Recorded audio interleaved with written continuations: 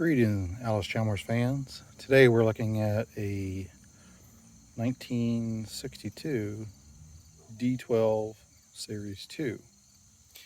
This tractor was produced, I think, from 61 to 63. And then they changed over to the Series 4 that was made from 64 to 68. The tractor has a 4-cylinder 149 cubic inch motor in it. It gives it about 33 horsepower. Pretty much the same motor used in this as the D14 series. The actual motor design dates back to the Model B design. It's just been enhanced over time. And it would top out in the Model D15 series is the 160 cubic inch motor. It is different, but along the same lines, the same motor design. So anyway, like I say, the B came out as 18 or so horsepower, and tops out at 45 or so horsepower in the D15. So the motor design was a real good design. This one has a 4-speed transmission. You have 3 working gears, and then pretty much 4th is a road gear. The Series 3 came out. It has the high and low transmission option, which greatly increased the amount of working gears that you have. They made no narrow front model D10 or D12s that I'm aware of. I have seen some custom modified. You can put a CA narrow front pedestal under these and get it to work. But from the factory, I don't recall that any was made that way. The D12 was mainly a 2-row working tractor where the wheel spread could be spread way out.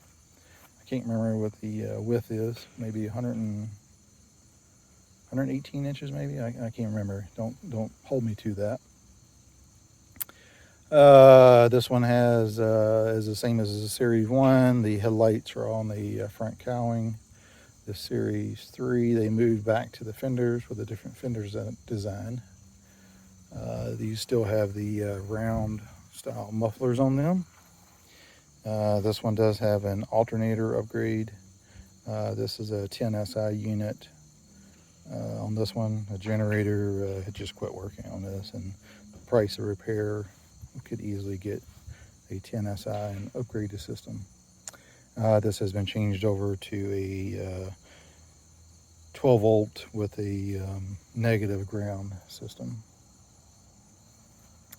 The greatly enhanced from the CA was you have an operator platform that you easily get up on. The ride you was forward of the rear axle made it a little bit smoother ride. The fuel was easy to get to. Same style oil bath cleaner and carburetor system as the CA would have. Probably a little bit larger carburetor. These have power adjust wheels, has the wheel weights on them. These are 12.4 24s, and as you can see, they are cracked up, dry weather pretty bad. They might be the original tires, I am not sure, but way before my time.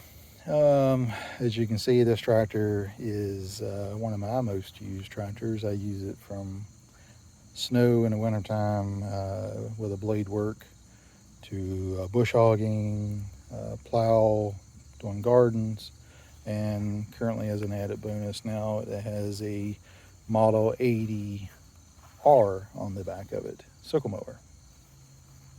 This one does have the standard 3-point lift. They had the option of having a snap coupler system. The 3-point lift, it's not a robust unit, but it is a whole lot better for me than snap coupler, just for ease of use of mounting equipment. I can mount any common items on this. Due to limited room, the battery box was placed on the back deck. And your controls were minimal. You do have your adjustment for your lift arms on either side. That design was changed on Series 3. I think the lift arms themselves are the same, similar to a D15 would have. You have the rock shaft in the back.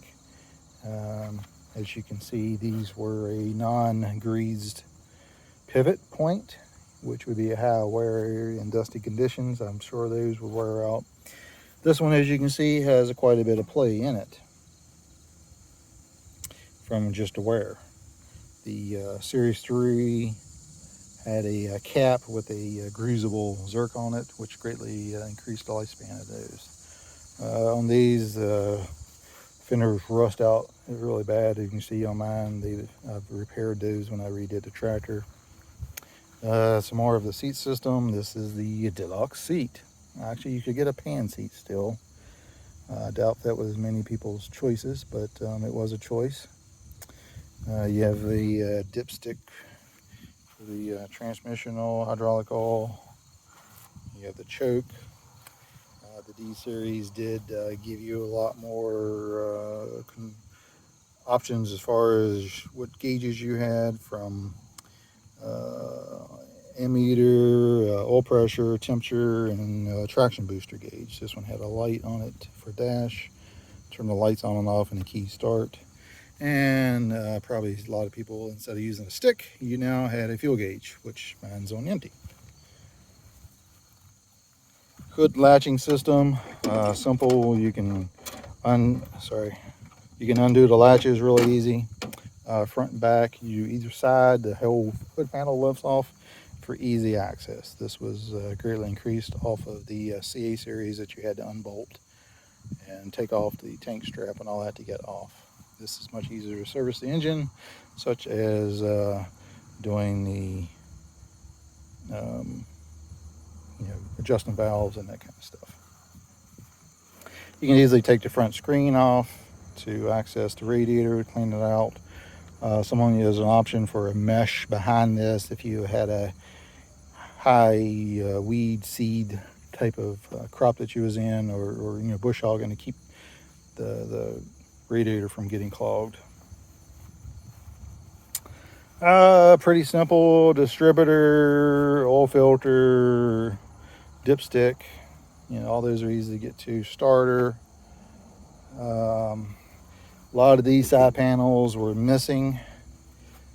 People just you get a rat's nest or whatever behind that, and they'd chew up the wires and that kind of stuff to get to it.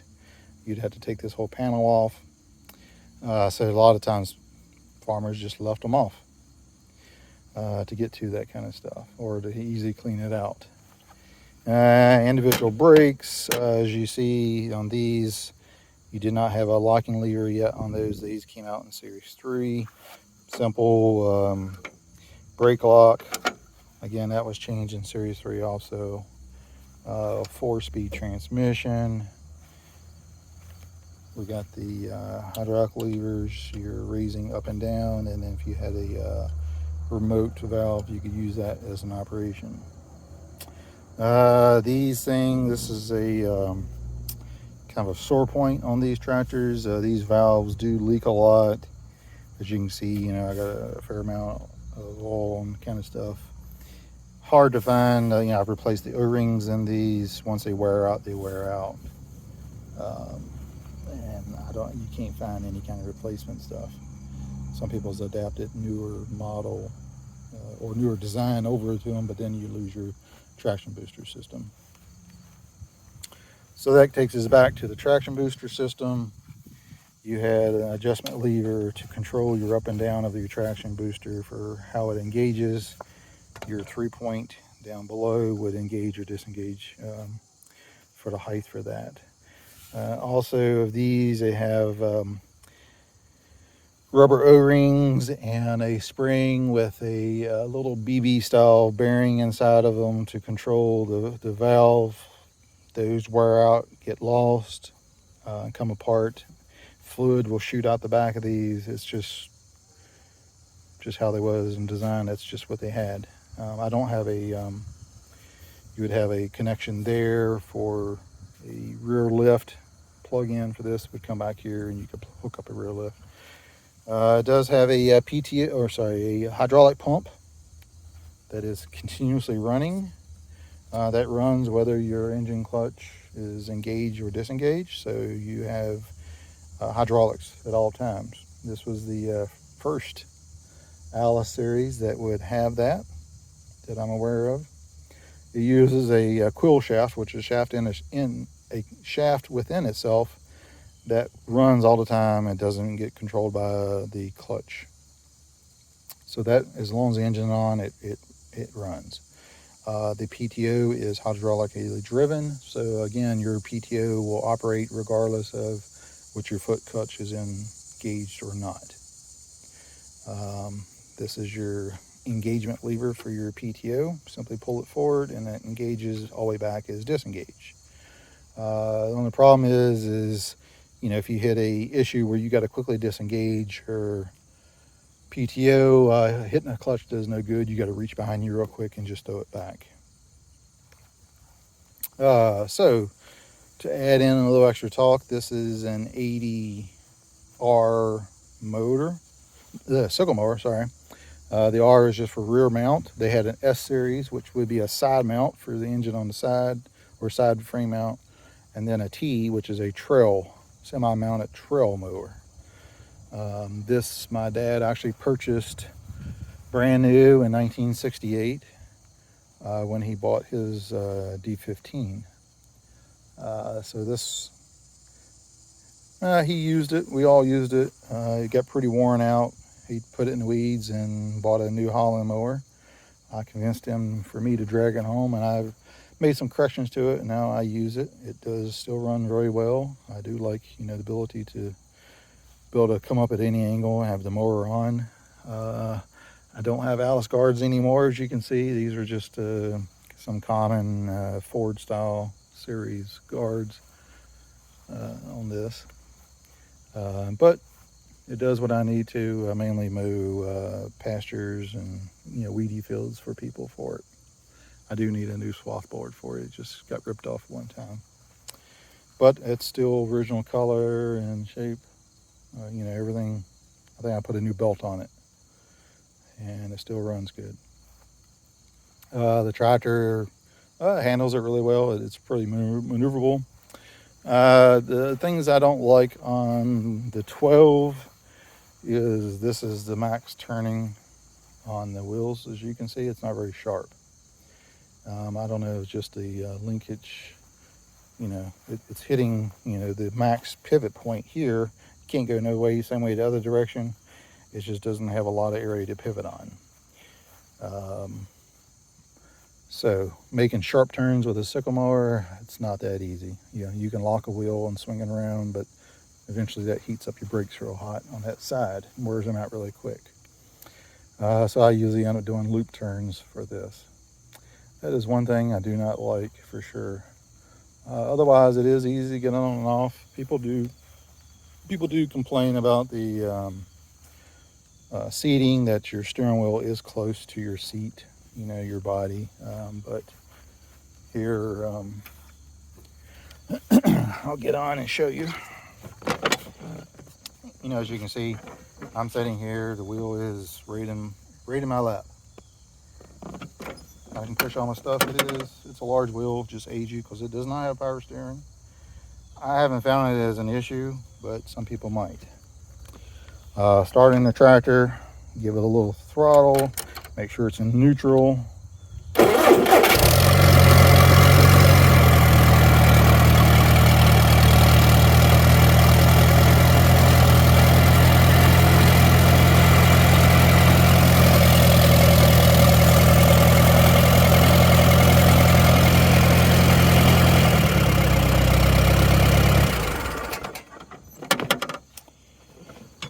That's pretty easy, simple and quick. Again, the motor is real easy to rebuild on these tractors. I redid this one numerous years ago.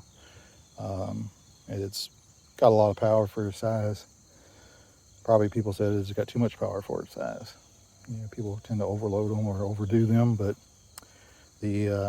honestly, the transmission design is From the CA to the D14, the D12 is very similar. You know, it works in those tractors. You know, it does okay. They need bigger tires on them, I do believe. I'm not sure what all the tire options were. I know they had skinny tall tires for vegetables and stuff like that. You know, I commonly see just 12.4, 24s on these. 13.6 was an option on these. I would probably like to have 13.6s on these just to have a little bit bigger wheel. I have seen actually two with 26-inch wheels on them. So anyway, that's cut and dry my D12 Series 2. Okay, I would go ahead and throw in a little bit, show you how the PTO works. So with the lever here, I can just pull it and that engages it. So it runs whether I got the clutch in or out. To disengage it, simply take this, move it to the back, and that's it. Hydraulics, up and down the same way. I can do all that without the engine or foot clutch being used. A little bit of differences I forgot to note also was the throttle on a Series 1 or Series 2, you pull back for more throttle. Forward is less. On a Series 3, it is the opposite. We went to a different design for that.